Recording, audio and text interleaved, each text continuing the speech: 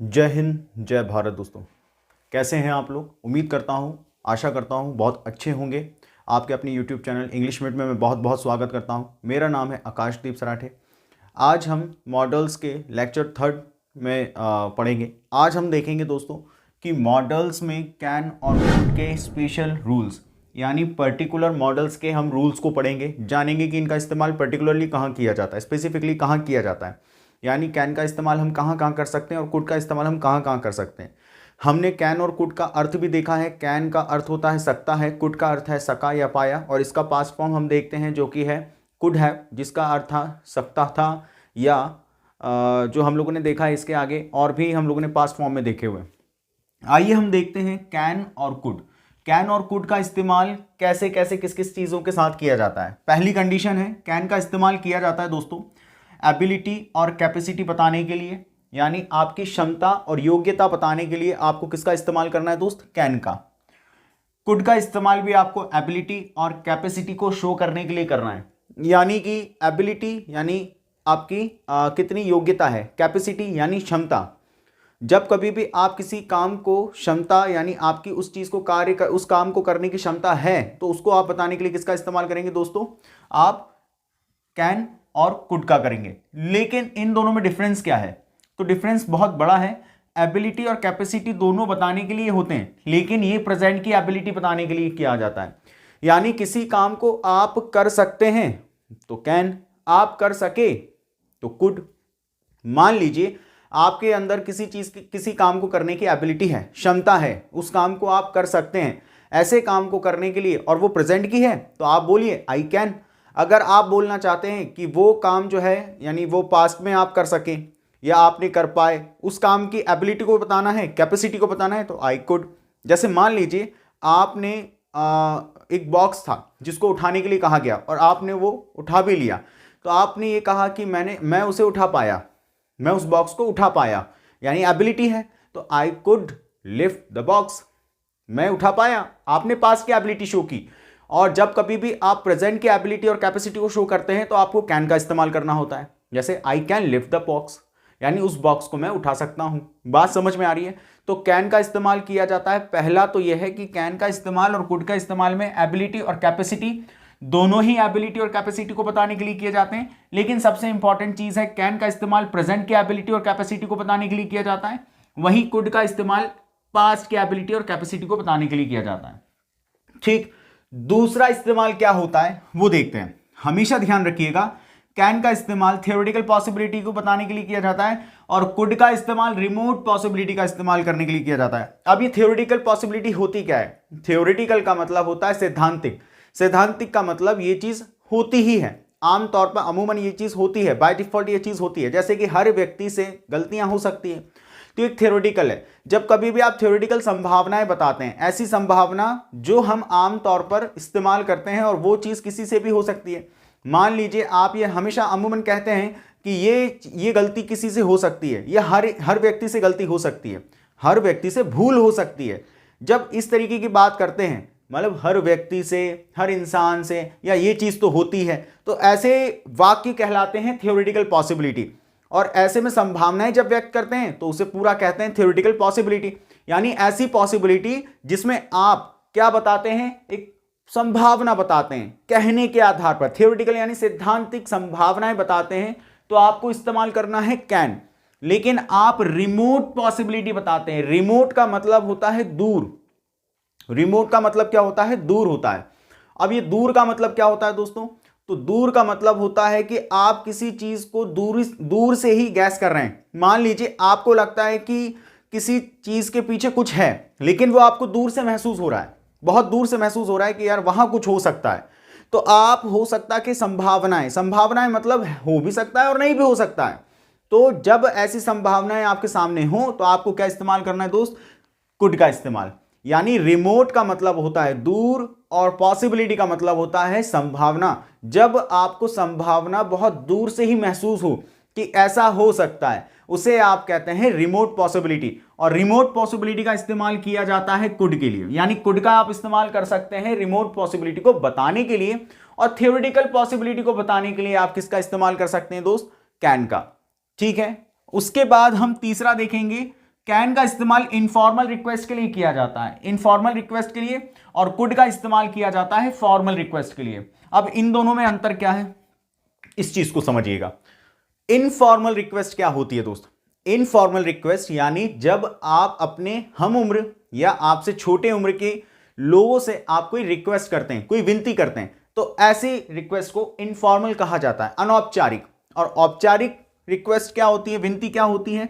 Formal request का इस्तेमाल किया जाता है जब आप किसी प्रोफेशन जगह पर हो, यानी मान लीजिए आप अपने ऑफिस में हो, मान लीजिए आप अपने स्कूल में हो, मान लीजिए आप ऐसी जगह हैं जहां पर आपसे कोई बड़े लोग हैं, तो वहां पर आप अनौपचारिक रिक्वेस्ट नहीं कर सकते, औपचारिक रिक्वेस्ट करना होगा। यानी फॉर्मल रिक्वेस्ट के लिए आपको कुड का इस्तेमाल करना होगा और इनफॉर्मल रिक्वेस्ट के लिए आपको इस्तेमाल करना होगा दोस्तों कैन का।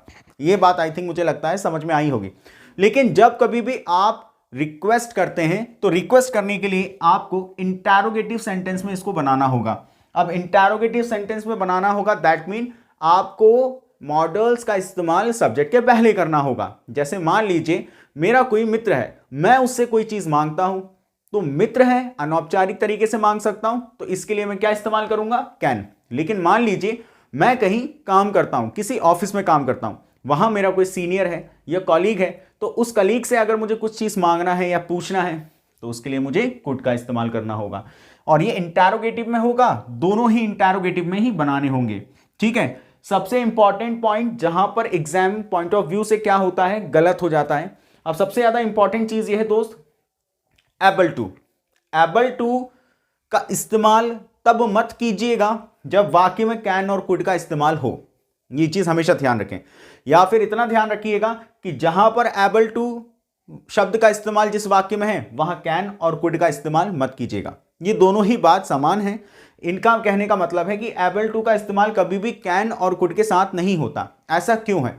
क्योंकि एबल टू भी क्या बताता है? एबिलिटी बताता है और कैपेसिटी बताता है। कैन और कुड भी एबिलिटी और कैपेसिटी बताता है। तो इसी वजह से वाक्य में हम लोग दोनों का इस्तेमाल एक साथ नहीं कर सकते, क्योंकि दोनों ही एबिलिटी और कैपेसिटी बताते हैं। इसीलिए आपको एबल टू को कैन और कुड के साथ एक्सप्लेन, मतलब इसका इस्तेमाल नहीं करना है। ये चीज आपको हमेशा ध्यान रखनी है। तो हम लोगों ने कुछ सिमिलरिटीज और डिफरेंस देखे। क्या देखे कि कैन और कुड देखा, एबिलिटी कैपेसिटी, एबिलिटी कैपेसिटी। लेकिन कैन को एबिलिटी और कैपेसिटी कब की बताता है? प्रेजेंट की, और कुड पास्ट की। दूसरी चीज, कैन का इस्तेमाल थ्योरेटिकल पॉसिबिलिटी के लिए भी किया जाता है। थ्योरेटिकल पॉसिबिलिटी क्या होती है दोस्तों? तो थ्योरेटिकल पॉसिबिलिटी उसे कहा जाता है जब आप किसी वाक्य को कहते हैं, कोई बात कहते हैं कि यह चीज हो सकती है, ऐसा हो सकता है, इंसान से भूल हो सकती है ना, गलती कोई भी कर सकता है। ठीक है, तो जब इस तरीके की सिचुएशन हो और उसे कहा जाता हो, उसे थ्योरेटिकल पॉसिबिलिटी, तो कैन का इस्तेमाल करते हैं तो थ्योरेटिकल पॉसिबिलिटी के लिए कर सकते हैं। कुड का इस्तेमाल रिमोट पॉसिबिलिटी के लिए, जैसे मैंने बताया कि आप दूर से ही किसी चीज की संभावना व्यक्त कर रहे हैं, बहुत दूर से, आपको ऐसा लगता है लेकिन है या नहीं ये पक्का नहीं है। ऐसे दूर की संभावनाओं को व्यक्त करने के लिए आपको किसका इस्तेमाल करना है? कुड का। इनफॉर्मल रिक्वेस्ट, इसको सबसे बेहतरीन समझने का यही है कि हमारी हम उम्र या हमसे कम उम्र के लोग जो हैं उनके लिए आप कैन का इस्तेमाल करें, और कुड का इस्तेमाल हमारे सीनियर्स और हमारे कलीग्स या क्लासमेट्स वगैरह इनके लिए इस्तेमाल करने के लिए आपको फॉर्मल यानी कुड का इस्तेमाल करना होगा। आपको मैंने ये चीज कही है कि एबल टू का इस्तेमाल कैन और कुड के साथ इसीलिए नहीं करना है क्योंकि दोनों ही एबिलिटी और पॉसिबिलिटी को बताते हैं। अब जब दोनों ही एक ही चीज को बताएं तो बेहतर है कि आपको वाक्य में केवल और केवल एक ही चीज को इस्तेमाल करना है। इसीलिए आप हमेशा ध्यान रखें, या तो आप एबल टू का इस्तेमाल करें वाक्य में, या फिर आप कैन और कुड का। ठीक है, अब हम इसके उदाहरण देखते हैं और फिर देखते हैं कि इसका इस्तेमाल किस तरीके से कहां कहां कैसे किया गया है और उस वाक्य के जरिए हम समझते हैं। तो चलिए देखते हैं उदाहरण। अब हम देखेंगे कैन और कुड के एग्जाम्पल्स और उससे समझेंगे कि वाक्य में कैन और कुड का इस्तेमाल कैसे किया जा सकता है। तो पहला एग्जाम्पल है, Aarav can win the race. Aarav can win the race. Aarav race जीत सकता है। अब ये सकता है यानी ये उसकी क्षमता को बता रहा है। तो ये कहां की क्षमता है दोस्त? ये प्रेजेंट की है, यानी प्रेजेंट की है या पास्ट की है। तो मैंने आपको बताया था कि प्रेजेंट की एबिलिटी और कैपेसिटी को बताने के लिए, यानी प्रेजेंट की योग्यता और क्षमता को बताने के लिए आपको हमेशा इस्तेमाल करना होगा कैन का। यहां पर कैन जो है वो क्या शो कर रहा है? प्रेजेंट की एबिलिटी और कैपेसिटी। ये चीज आपको ध्यान रखना है। ठीक। उसके बाद Arnav, Arnav could get selection with support of his mentor.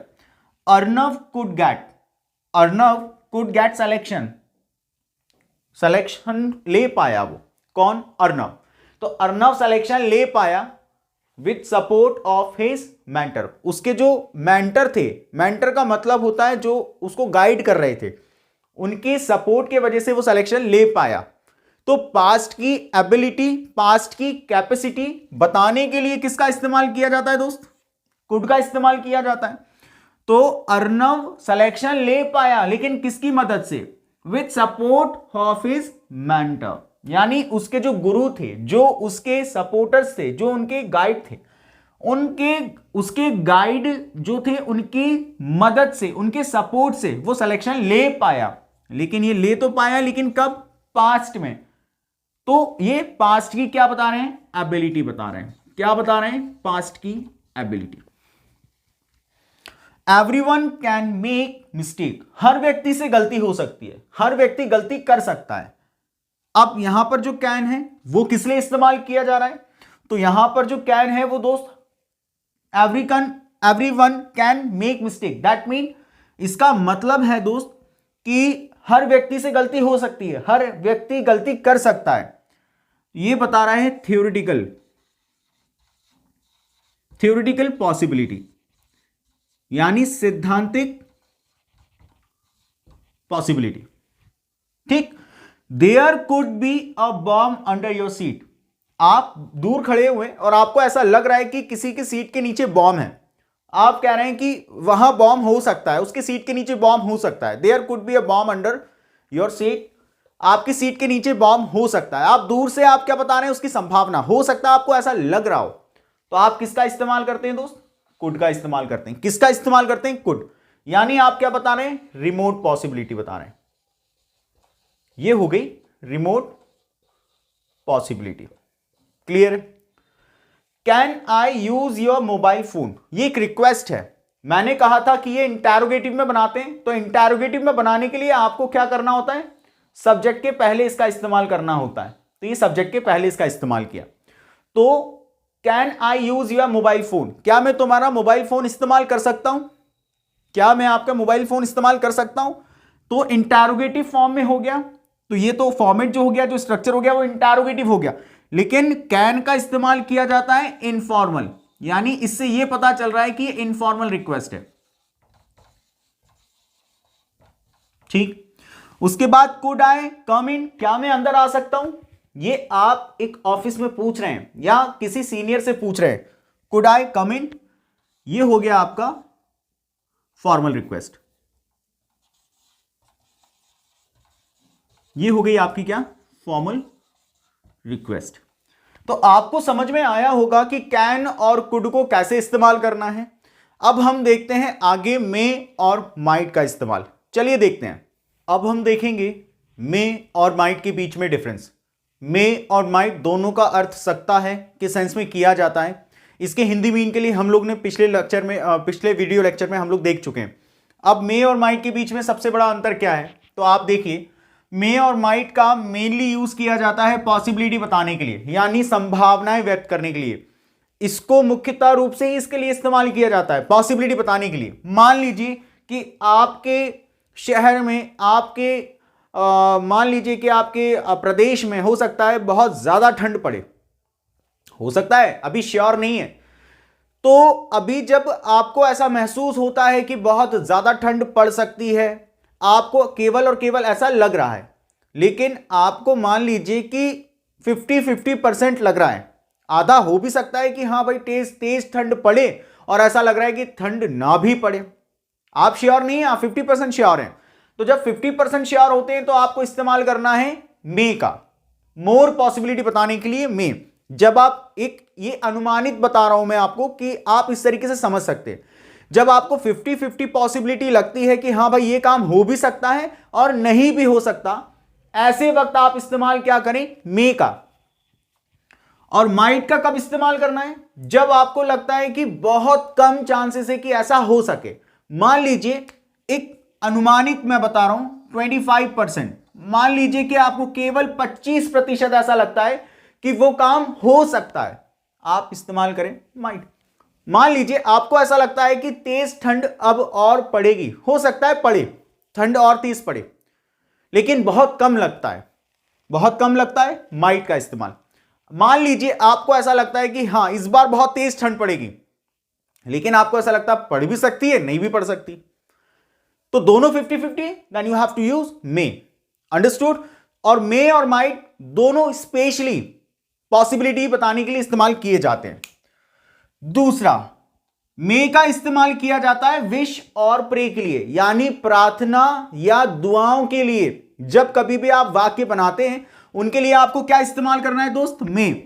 उन वाक्यों को कहते हैं ऑप्टेटिव सेंटेंस। कौन से सेंटेंस? Optative sentence. ऐसे सेंटेंस जिसमें आप क्या करते हैं? दुआएं देते हैं या प्रार्थना करते हैं। ऐसे वाक्यों को ऑप्टेटिव सेंटेंस कहते हैं। और ऑप्टेटिव सेंटेंस में आपको क्या इस्तेमाल करना होता है दोस्त? मे। या फिर यूं समझ सकते हैं कि मे का इस्तेमाल आप कब कर सकते हैं? जब आप प्रार्थना करें, किसी को दुआएं दें, ऐसे वाक्य में आपको मे का इस्तेमाल करना है। तीसरा, request with due respect. Request तो करना है आपको, विनती तो करनी है, लेकिन बहुत ही रिस्पेक्ट के साथ, आदर के साथ। जब आपको ऐसी रिक्वेस्ट करनी हो, जब सामने वाले को आप आदर के साथ रिक्वेस्ट कर रहे हैं, आप हमेशा ध्यान रखें मे का इस्तेमाल करें। लेकिन फॉर्मल और इनफॉर्मल रिक्वेस्ट कर रहे हैं तो कैन और कुड, लेकिन आप आदर के साथ कर रहे हैं तो मे का इस्तेमाल करना है। ठीक। उसके बाद चौथा रूल, यानी मे का इस्तेमाल, फोर्थ रूल क्या कहता है? हमेशा ध्यान रखें, सेंटेंस 1 ये है, सेंटेंस 2 ये है। ये दो सेंटेंस यदि इनसे जोड़े जाएं, दैट से, सो दैट से या इन ऑर्डर दैट से। दैट का अर्थ क्या होता है दोस्त? तो दैट का अर्थ होता है कि, ये चीज ध्यान रखिएगा, दैट का अर्थ होता है कि, सो दैट का अर्थ होता है ताकि, सो दैट और इन ऑर्डर दैट का अर्थ होता है ताकि, और दैट का अर्थ होता है कि।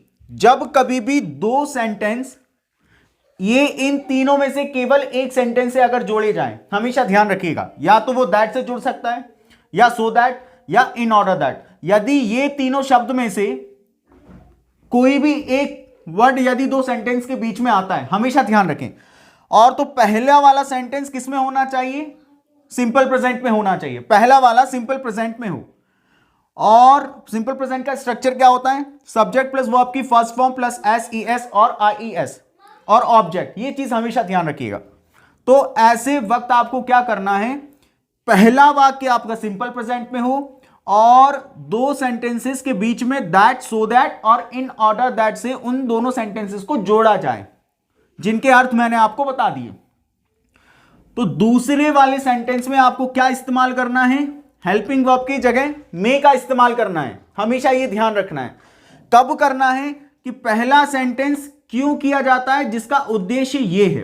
मान लीजिए हम खाते हैं, वी ईट, हम खाते हैं ताकि के लिए आप सो दैट और इन ऑर्डर दैट का इस्तेमाल कर सकते हैं, हम जी सकें। हम खा क्यों रहे हैं? क्योंकि उसका उद्देश्य यहां बताया जा रहा है। मतलब किसी काम को आप यहां करते हैं, इस वाक्य में लिखना है जो आप कर रहे हैं, और क्यों करते हैं उसका कारण यहां, यानी उद्देश्य यहां होना चाहिए। अगर आप कुछ भी काम करते हैं, आप यहां पर पढ़ रहे हैं, आप पढ़ते हैं, लेकिन क्यों? ताकि आपको जॉब मिल सके, तो मे का इस्तेमाल। पर्पस वाला वाक्य यहां आना चाहिए और आपका जो काम कर रहे हैं वो यहां आना चाहिए, लेकिन वो सेंटेंस होना चाहिए सिंपल प्रेजेंट का। ये चीज आपको ध्यान रखना है। और दूसरी चीज ये ध्यान रखना है, तीसरी चीज पर्पस हो, लेकिन यहां पर फिर मे आना जरूरी है। ऐसे वाक्य हमें क्या कहलाते हैं? इसको कहते हैं प्रिंसिपल क्लॉज, इसको कहते हैं सबऑर्डिनेट क्लॉज। लेकिन आपको ये नहीं जानना है, केवल दो सेंटेंसेस को यदि दैट, सो दैट और इन ऑर्डर दैट से जोड़ा जाए, पहली चीज। दूसरी चीज, ये सिंपल प्रेजेंट में होना चाहिए। तीसरी चीज, यहां पर पर्पस शो हो और मे का इस्तेमाल होना चाहिए, और ये हमेशा सिंपल प्रेजेंट में। ऐसे वक्त जो आप यहां काम कर रहे हैं वो यहां लिखना है, और उसका कारण, उसका उद्देश्य क्या है, वो यहां है, तो यहां मे का इस्तेमाल करना है। आई होप कि ये चीज समझ में आई होगी। अब हम एग्जाम्पल के थ्रू इन्हें ज्यादा बेहतर तरीके से समझते, तो चलिए एग्जाम्पल देखते हैं। अब हम देखेंगे एग्जाम्पल, और एग्जाम्पल में समझेंगे कि किस तरीके से मे और माइट को इस्तेमाल करना है। यहां पर हम एग्जाम्पल देखेंगे। पहला एग्जाम्पल लिखा हुआ है इट ब्लैंक रेन टुडे। अब हमें नहीं पता है कि यहां पर कितनी संभावना है, क्योंकि दोनों ही संभावनाओं के लिए इस्तेमाल किए जाते हैं, मे बी और माइट भी, लेकिन ये बहुत कम के लिए और ये अधिक के लिए, यानी 50-50 के लिए। अब देखते हैं, इट यहां डैश यानी खाली है, आप बताइएगा क्या आएगा यहां, रेन टुडे। ठीक है, तो बहुत कम संभावना, मान लीजिए वाक्य में कहा जा रहा है कि बहुत कम संभावना है कि आज पानी गिर जाए, हो सकता है पानी गिरे, तो बहुत कम संभावना के लिए हम किसका इस्तेमाल करते हैं, माइट का। तो हम यहां पर किसका इस्तेमाल करेंगे दोस्त, माइट का। सेंटेंस कुछ ऐसा होगा, इट माइट रेन टुडे, क्योंकि यहां पर मैंने आपको पहले ही मेंशन कर दिया है कि बहुत कम संभावना है। दूसरा, इट डैश रेन टुडे, अब ये फिर से वही सेंटेंस है, लेकिन मैंने कहा अधिक संभावना, संभावना इससे अधिक है, मतलब संभावना ज्यादा है, और ज्यादा संभावना के लिए क्या इस्तेमाल किया जाता है, मे का। तो यहां पर हम क्या इस्तेमाल करेंगे दोस्त, मे।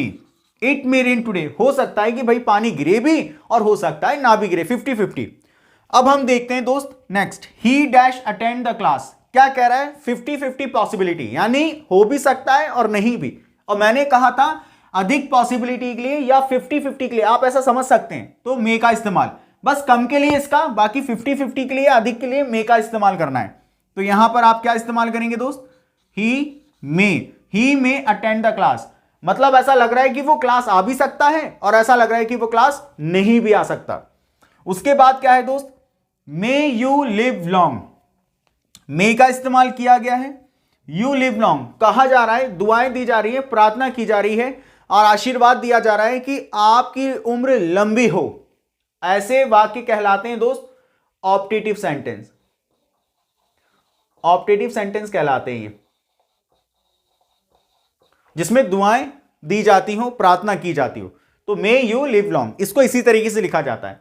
उसके बाद मे, ये फिर से मे आ गया, देखिए, may I sit next to you, ये पूछा जा रहा है, रिक्वेस्ट की जा रही है, क्या मैं आपके बगल में बैठ सकता हूं। ये बहुत ही रिक्वेस्ट तो की जा रही है, लेकिन रिस्पेक्ट के साथ, तो रिस्पेक्ट के साथ रिक्वेस्ट करेंगे तो मे का इस्तेमाल।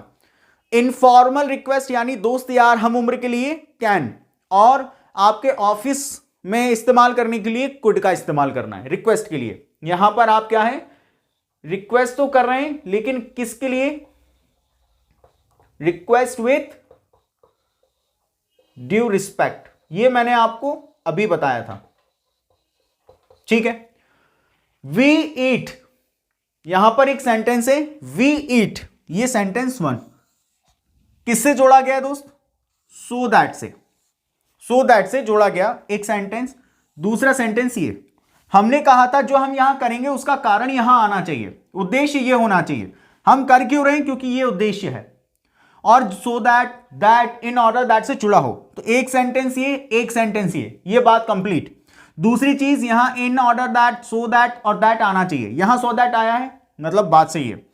यहां पर सिंपल प्रेजेंट में होना चाहिए, वी के बाद ईट, वर्ब की फर्स्ट फॉर्म सही है, मतलब हम खाते हैं ताकि, सो दैट का मतलब होता है ताकि, वी में लिव, ताकि हम जी सकें, हम जिंदा रह सकें, वी में लिव, तो यहां पर मे का इस्तेमाल करना है, तो ये सही है।